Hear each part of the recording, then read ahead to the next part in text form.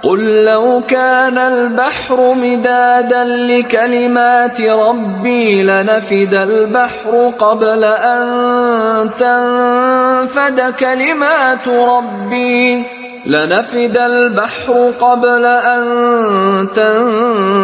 كلمات ربي ولو جئنا بمثله مددا. Rabbika fasbir, dan terhadap Tuhanmu bersabarlah, terhadap menegakkan agama Tuhanmu bersabar. Sabar tidak kita Pak hari ini? Sabar. Kalau saya jam segini enaknya sama keluarga, santai, kaum rebahan. Tapi kalian lebih memilih untuk duduk di masjid ini, untuk mendengarkan matan dari usul salasah Syekh Muhammad bin Abdul Wahhab. Kemudian beliau lanjutkan, akhadha ala hadza 10 sinin yad'u ila tauhid. Jadi kita bahas masalah turunnya wahyu. Jadi ketika Nabi usianya 40 tahun. Nabi lahir bulan apa? Ini bulan apa ini? Oktober apa November? Rabiul Awal. Ini bulan kelahiran Nabi sallallahu alaihi wasallam. Ketika Nabi pas usianya 40 tahun, di bulan Rabiul Awal, itu bulan ketiga, Muharram, Safar, Rabiul Awal, bulan ketiga, beliau diberikan tanda berupa wahyu melihat mimpi yang benar. Beliau tuh kalau mimpi besok paginya melihat apa yang dia impikan terwujud menjadi nyata. Misalnya kita mimpi dijuk duit oleh kawan kita, besoknya dijuk duitnya. Itu mimpi namanya ru'yah sholihah, ru'yah shodiqah. Selama 6 bulan Nabi mimpi kayak gitu terus. Kalau mimpi nyata, mimpi nyata, mimpi nyata. Sampailah tepatnya di bulan Ramadan. Nabi sedang berdiam diri di Gua Hira. Gua Hira di Jabal Nur. Jabal Nur, bukit cahaya. Kalau di sini ada bukit telunjuk, Jabal telunjuk, Jabal Sababah. Ini Jabal Nur. Ketika malam itu malam ke-21, ada yang bilang malam ke-23, malam terakhir di Lailatul Qadar. Turun malaikat Jibril alaihi salam, Iqra, bacalah. Ma ana biqori, aku enggak bisa baca. Kemudian Jibril memeluk Nabi dengan keras, dengan erat, sampai Nabi kesusahan, dilepas. Iqra, bacalah. Dan Nabi nggak bisa baca Pak. Nabi nggak bisa baca, nggak bisa nulis, sehingga beliau adalah Rasul yang ummi. Ummi di sini bukan ummi ibu, artinya ummi, artinya la yaqra wa la yaktub, nggak baca, nggak nulis. Ma'ana biqari, saya nggak bisa baca. Baca apa? Sampai 3 kali baru turunlah firman Allah Subhanahu wa taala, Iqra bismi rabbikal ladzi khalaq. Bacalah dengan menyebut Tuhan, nama Tuhanmu yang menciptakan. Jadi perintah pertama kita membaca. Kemarin baca apa? Baca snap Instagram Ustaz. Masya Allah. Baca apa? Status Facebook, chat WA. Kalau ditanya berapa kitab yang kita tamatin, bisa dihitung dengan 1 tangan, 1, 2, atau 3. Berapa hari kita baca Quran? Jarang-jarang. Kadang setengah halaman, kadang seperempat halaman, kadang setengah baris. Padahal ini perintah pertama kali umat Islam Pak, membaca. You are what you read, kata orang dusun. Dusunnya Wayne Rooney. Kau adalah apa yang kau baca. Kalau orang bacaannya bagus, maka dia akan jadi karakter yang bagus. Bacaannya buku agama, bacaannya Al-Quran. Ustadz saya udah pengajian, Ustadz bagus pengajian, duduk di pengajian udah bagus, tapi naik level. Kalau kita udah mendengar, mainkan dengan membaca. Pengajian, dengar, baca, dengar, baca, dengar, baca. Baru nanti mainkan menulis, dengar, membaca, menulis. Kemudian memahami, menghafal, itu naik level. Kalau cuma duduk dengar 50 tahun pengajian mak ini, tidak baca ngisi pengajian di sini Pak. Ya, kenapa? Karena hanya duduk saja, nggak masalah sebenarnya. Tapi kalau pengen upgrade level kita, kita mendengar, membaca, menulis, memahami, menghafal, dan kemudian mengajarkan. Karena apa? Karena kita akan bikin sekolah di sini di Lahat. Ya, bikin sekolah SMP, SD, SMA, mungkin perguruan tinggi, dan butuh guru-guru.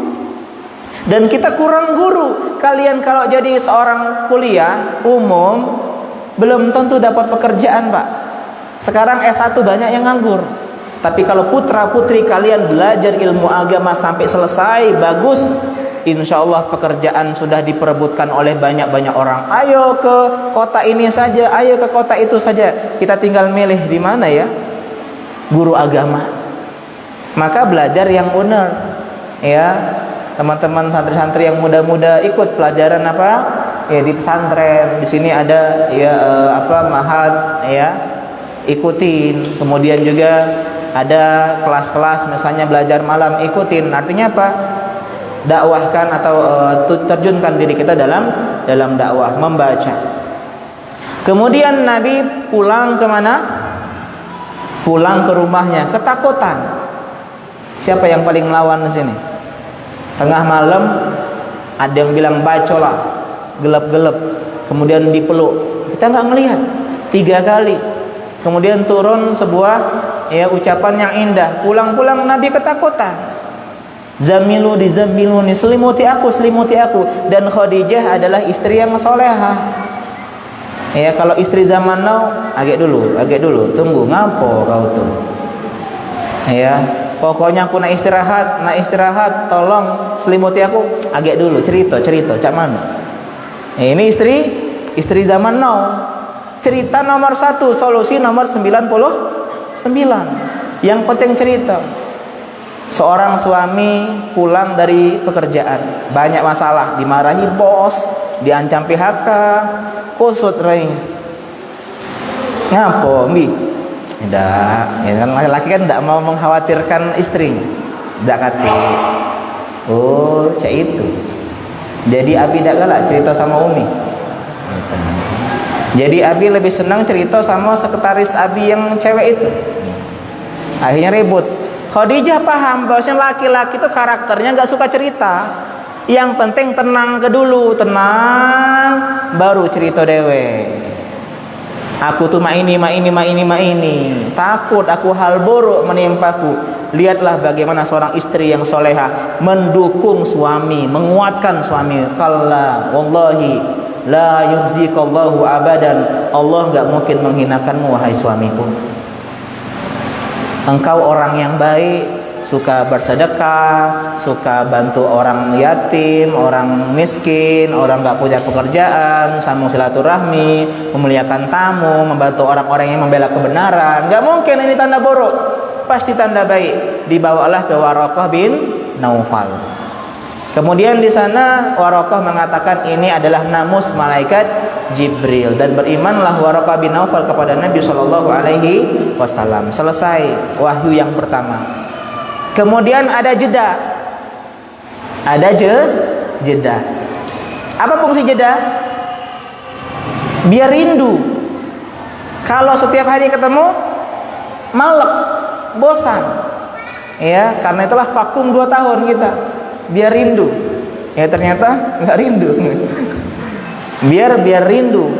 Nabi rindu dengan wahyu. Kenapa nih wahyu nggak turun-turun? Ada yang bilang 3 hari, ada yang bilang 40 hari, ada yang bilang 3 bulan, ada yang bilang 3 tahun.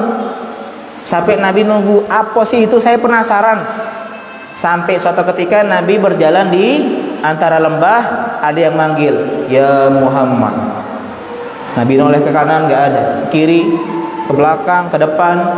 Ketika Nabi menengok ke atas, ternyata ada malaikat Jibril alaihissalam yang duduk di antara langit dan bumi. Kemudian melihat itu, Nabi malah ketakutan. Pulanglah ke rumah, minta selimuti lagi, turunlah surat Muddatsir tadi. Ya ayyuhal muddatsir, seterusnya. Ya, ini diantara perintah Nabi untuk berdakwah. Kita kalau baca, ya, firman Allah Al-Alaq itu menyebutkan ya alladzi 'allama bil qalam. Qalam itu apa? Pena. Artinya perintah untuk membaca dan menulis. Yang kedua adalah pemerintah untuk berdakwah. Artinya tugas kita itu dua, Pak. Belajar dan berdakwah. Tugas pertama belajar bahasa Arab, belajar akidah, belajar fikih, belajar nahwu, belajar sorof, belajar yang lain-lainnya. Setelah belajar, berdakwah. Kum fa'anzir. Dan dakwah tidak harus duduk di sini. Kita misalnya pulang ini ke rumah, kita ngomong sama istri kita, istriku, Nabi itu diutus jadi nabi usia 40 tahun, meninggalnya 63 tahun. Udah itu baby. Iya itu baby aku dapat 3 jam tadi. Alhamdulillah, minimal ilmu, Pak. Berdakwah menyampaikan kepada anak kita, istri kita. Karena kita itu kalau udah nikah seharusnya lebih semangat belajar. Karena sudah ada anak murid. Kalau jomblo wajar, jomblo tidak semangat, belum ada murid dia. Kalau sudah punya bini, dapat murid pertama. Brojol 1 dapat murid kedua, brojol kedua dapat murid ketiga. Artinya sudah punya 3 murid, harus belajar yang laki-laki.